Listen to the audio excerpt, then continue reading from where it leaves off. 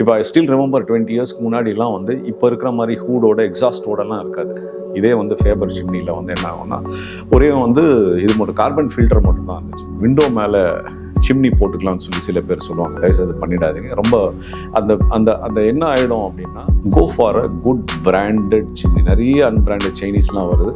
இன்றைக்கி உங்களுக்கு சீப்பராக இருக்கும். பட் வணக்கம், நான் ஜான் ஃப்ரெட்ரிக், இன்டீரியர் டிசைனர், என்சிலேட்டா இன்டீரியர்ஸ் அண்ட் மாடுலர் சொல்யூஷன் ஒரு கம்பெனியோட பேர். இப்போ நம்ம இன்னைக்கு இந்த வீடியோவில் வந்து ரொம்ப இம்பார்ட்டண்ட் விஷயத்தை பற்றி பார்க்க போகிறோம். சிம்னி அப்படின்ற ஒரு விஷயத்தை பற்றி பார்க்க போகிறோம். எல்லாருக்குமே வந்து இது ஒரு ஃபேன்சியாக இருந்த காலங்கள்லாம் உண்டு. என் வீட்டில் ஒரு சிம்னி வைக்கணும் அப்படின்ற ஃபேன்சியாக இருந்த காலங்கள்லாம் உண்டு. ஸோ இன்றைக்கி வந்து ஒரு அத்தியாவசியமான பொருளாக ஆகிடுச்சு. நீங்கள் பில்டர் ஒரு ஃப்ளாட்டாக இருந்தாலும் கூட அவங்க என்ன பண்ணிடுறாங்க, கிச்சனில் வந்து ஒரு எக்ஸாஸ்ட் போகிற அளவுக்கு வந்து ஒரு ஓப்பன் கொடுத்துட்றாங்க. எங்களுக்கு வந்து 4 inches எக்ஸாஸ்ட் போகிற அளவுக்கு ஒரு ஸ்டாண்டர்டாக கொடுத்துறாங்க. ஏன்னா because location is already defined. இப்போ சிம்னியை பற்றி நம்ம பேசணும்னா நீங்கள் அப்படியே பின்னாடியே போங்க, 20-25 வருஷங்களுக்கு முன்னாடி போங்க. பழைய வீடுகளில் என்னோடய வீடெல்லாம் பார்த்தீங்கன்னா கேஸ் ஸ்டவ் இருக்கும். எல்லாருக்குலையும் counter top type gas stove இருக்கும். ஒரு 2 burner கேஸ் ஸ்டவ் வந்து ரொம்ப ரொம்ப காமனாக இருந்த காலங்கள். இப்போ என்ன ஆகிடும்னா ஒவ்வொரு வீட்லேயும் வந்து இன்னைக்கு சிம்னி இருக்க மாதிரி அன்னைக்கு வந்து எக்ஸாஸ்ட் ஃபேன் இருந்துச்சு. டிஃப்ரெண்ட் சைஸ் அண்ட் ஷேப்ஸில் எக்ஸாஸ்ட் ஃபேன் இருந்துச்சு. இந்த எக்ஸாஸ்ட் ஃபேன் ஒரு மூலையில் இருக்கும். ஆனால் என்ன ஆகும்னா அப்போ வந்து மாடுலர் கிச்சன் ஒன்றுமே கிடையாது.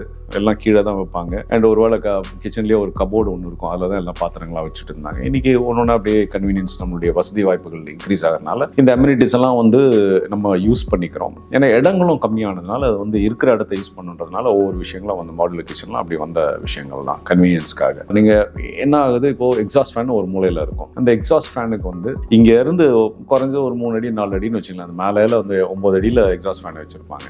அப்போ சமைக்கும் போது எஸ்பெஷலி இன்னும் ஆயிலி பொருட்கள்லாம் சமைக்கும் போதோ வறக்கும் போது அப்பெல்லாம் வறக்கும் போது இல்லை பூரி செய்யும் போதோ அல்லது நான் வெஜிடேரியன் ஏதாவது ஃபிஷ் ஃப்ரை பண்ணும்போது இல்லை வெஜிடேரியன் பொருட்கள் பண்ணும்போதோ டீப் ஃப்ரை பண்ணும்போது வந்து இந்த புகை போகும். அப்போ எக்ஸாஸ்ட் ஃபேன் ஒரு மூலையில் இருக்கும். மூலையில் நல்லா புருன்னு சத்தம் போட்டுருக்கோம். அப்படியே பார்த்தீங்கன்னா என்ன ஆகும், இந்த புகைகள்லாம் அப்படியே போயிட்டு அந்த எக்ஸாஸ்ட் ஃபேன் எடுத்து வெளியில் அடிக்கும். இந்த பாதைகளில் இந்த போகிற ரூட் பார்த்தீங்கன்னா இது ஆயில் பண்ணிகிட்டே இருக்கும். முன்னாடி வந்து சில நேரத்தில் டைல்ஸ் போட்டிருப்பாங்க. சில வீடுகளில் வால் மேலே ஒரு 7 அடி வரைக்கும் டைல்ஸ் போட்டிருப்பாங்க. இல்லை சிமெண்ட் போட்டிருந்தாலும் அந்த பாதைகளில் வந்து கம்ப்ளீட்டாக வந்து ஆயிலி ஒரு மாதிரி கிரீசி மெட்டீரியலாக அங்கே ஃபார்ம் ஆகும். கிரீசி மெட்டீரியல் வந்து அதில் பக்கம் கொட்டும். அண்ட் அது என்ன பண்ணோம், ஒரு வருஷத்துக்கு ஒரு முறை வந்து எதாவது ஃபெஸ்டிவல் வர காலத்தில் அது போயிட்டு அதை க்ளீன் பண்ணோம், வாஷ் பண்ணோம்.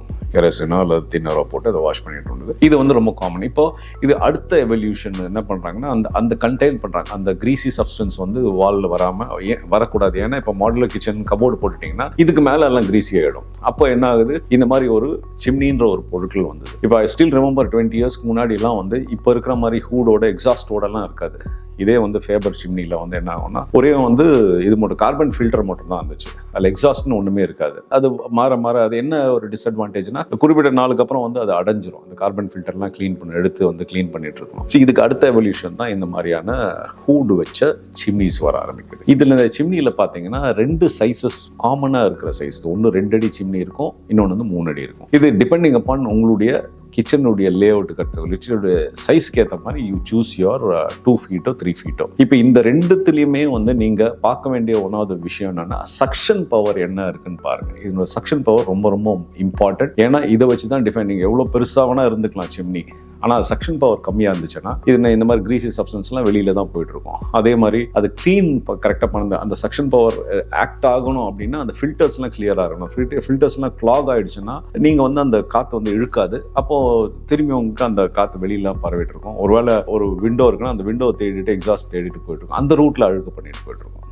ஸோ ஒரு மிஸ்டேக் நீங்கள் பண்ணிடாதீங்க. நீங்கள் வந்து அந்த விண்டோ இருக்குது பார்த்தீங்களா, விண்டோ மேலே சிம்னி போட்டுக்கலாம்னு சொல்லி சில பேர் சொல்லுவாங்க. தயவுசெய்து பண்ணிடாதீங்க. ரொம்ப அந்த என்ன ஆகிடும் அப்படின்னா அந்த சிம்னிக்கான சக்ஷன் பவர் கிடைக்காது. ஏன்னா என்க்ளோஸ் ஏரியாவில் நீங்கள் ஒரு வால்க்கு மேலே சிம்னி வச்சுட்டு அந்த இடையில உள்ள கேப்பில் நீங்கள் இழுக்கிறது எப்படி இருக்கும், விண்டோவுக்கு மேலே இதை ஃபிக்ஸ் பண்ணிவிட்டு சைடில் ஓப்பன் இருக்கிற இடத்துல சக் பண்ணிச்சுன்னா இதனுடைய சக்ஷன் பவர் வந்து அதனுடைய கெப்பாசிட்டி தாங்காது. ஸோ வந்து ஒரு 400 to 1400 cubic meter per hour இந்த கெப்பாசிட்டிக்கு வந்து நீங்கள் வந்து சூஸ் பண்ணலாம். சாய்ஸ் வந்து go for the higher one. இந்த ஹையராக போனீங்கன்னா உங்களுக்கு வந்து அந்த சத்தம் சில நேரத்தில் ஜாஸ்தியாக இருக்கிறது உண்டு. பட் ஆனால் சக்ஷன் வந்து டெஃபினட்டாக உங்களுக்கு ஈஸியாக இருக்கும். மினிட் பேசிஸ்லையும் இருக்குது, பர் மினிட்டும் இருக்குது. You can go for that, go for a higher suction power. Reason என்னன்னா உங்களுக்கு வந்து புகையெல்லாம் சைடில் போகாது.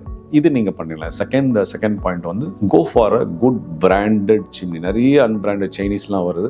இன்னைக்கு உங்களுக்கு சீப்பராக இருக்கும், பட் காலப்போக்கில் வந்து that is going to give you பயங்கர பிரச்சனையை கொடுக்கும். எஸ்பெஷலி அந்த ஃபில்டர்ஸ்லாம் கிளாகட், ஃபில்டர்ஸ் கிடைக்காது சில நேரத்தில். ஸோ நல்ல ப்ராமினெண்ட்டான உள்ள பிராண்டு நீங்கள் போனீங்கன்னா அந்த சிம்னிஸ் எல்லாம் வந்து உங்களுக்கு ரீப்ளேஸ்மெண்ட் ஈஸியாக கிடைச்சிடும். அண்டு பவர் கன்சப்ஷனும் இருக்குது. பவர் கன்சப்ஷன் அதுவும் நீங்கள் கால்குலேட் பண்ண வேண்டியது. டெஃபினட்டாக this will increase the power of your monthly consumption. அது நீங்கள் பார்த்துக்குங்க. கரெக்டான சிம்னி நீங்கள் பார்க்கணும். இது மூணாவது விஷயம் என்னென்னா இதனுடைய எக்ஸாஸ்ட், அதாவது வெளியில் எடுத்து டக் பண்ணி வெளியில் கொண்டு போகிறோம் இல்லையா, அது ரொம்ப முக்கியம். முன்னாடி நான் சொன்னால அந்த எவல்யூஷனில் வந்து ஒன்று ரீசைக்ளிங் மாடல் ஒன்று இருந்துச்சு. இதுக்கு அடுத்த மாடல் வந்து எல்லாமே வந்து வெளியில் த்ரோ பண்ணுற மாதிரி மாடல் இருக்குது. இப்போ ஒரு வேளை உங்கள் கிச்சனுக்கு மேலே இமீடியட்டாக மேலே லாஃப்ட் இருக்குது அப்படின்னா நீங்கள் ஃபஸ்ட்டே பிளான் பண்ணிவிடுங்க. இந்த ஹூட்லேருந்து அந்த பைப் போகிறதுக்கான ஹோல் கொடுத்தீங்கன்னா ஒரு அட்வான்டேஜ் என்னென்னா உங்களுக்கு வந்து அந்த எக்ஸாஸ்ட் போகிற அந்த பைப் இருக்கு இல்லையா, அந்த வெண்ட், அந்த ஸ்பைரல் பைப்ஸ் எது போகிறதோ அது வந்து it will not be visible. உங்களுக்கு விசிபிள் இல்லாமல் தானே இங்கே வந்து டெக்கார் எது வேணால் பண்ணிட்டு போகலாம். ஒருவேளை நீங்கள் இமீடியட்டாக இது பின்னாடியே பஞ்ச் பண்ண போகிறீங்க, எடுக்க போகிறீங்கன்னா தட் ஆல்சோ நிறைய ப்ரொவிஷன்ஸ் இருக்குது. அதுக்கேற்ற இமீடியட்டாக வெளியில் பண்ணிங்கன்னா ஈஸி, த்ரோ வந்து ஈஸியாகிடும். ஒருவேளை அதை நீங்கள் கனெக்ட் பண்ணி ஒரு 2 மீட்டர் 3 மீட்டர் தள்ளி போனீங்கன்னா இதோட சக்ஷன் பவர் எடுத்து வெளியில் தள்ளுறதுக்கு இட் வில் டேக் டைம். அது நோதர் கோ. உங்களுக்கு வந்து அந்த டிஸ்டன்ஸ் ஜாஸ்தியாக இருக்குன்னா கோ ஃபார் இட். அது வேறு வழியே கிடையாது. சில ஃப்ளாட்ஸ் எல்லாம் நாங்கள் சில இடத்துல வந்து 8 அடியெல்லாம் கூட பண்ணியிருக்கோம். அப்போ நான் will recommend the customer to go for the higher end suction power, so that இந்த அளவுக்கு வெளியில் தள்ள வேண்டியிருக்கு. அது நீங்கள் பண்ணிக்கங்க. And see to that it doesn't go. உங்கள் எதிர் வீட்டில் ஒரு வேளை வெஜிடேரியன் இருந்தாங்கன்னா நீங்கள் நான்வெஜ்ல இருந்தால் வெஜிடேரியன் இருக்கீங்கன்னா அது கொஞ்சம் பார்த்துங்க. Because they may not like that. அது ஃபஸ்ட்டே நீங்கள் பிளான் பண்ணிவிடுங்க, இதை டிஃபைன் பண்ணிவிடுங்க.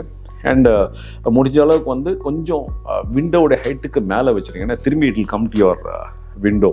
அதனால் பி கேர்ஃபுல் இது பண்ணும்போது. And keep regular maintenance of this சிம்னிங்க. உங்களுக்கு really if it has to work நீங்கள் மெயின்டெனன்ஸ் பார்த்துக்குங்க.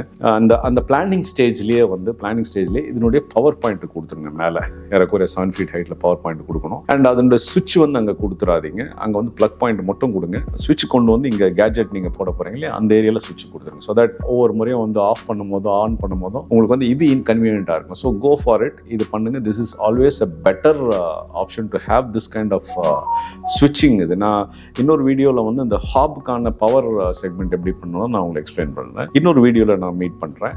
And till then stay with us. இந்த வீடியோஸ்லாம் தயவுசெய்து ஷேர் பண்ணுங்கள். உங்கள் ஃப்ரெண்ட்ஸ் யாரை வீடு கட்டிகிட்டு இருக்காங்க, இல்லை யாரை வீடு வாங்க போகிறாங்கன்னா இந்த மாதிரி டிப்ஸ் நிறைய எங்கள் வீடியோஸ், எங்களுடைய பேஜை லைக் பண்ணுங்கள். அண்ட் கோ அண்ட் சி நிறைய யூஸ்ஃபுல்லான வீடியோஸ் நாங்கள் பண்ணி வச்சுருக்கோம். Please share to your friends and like us. Thank you. Bye.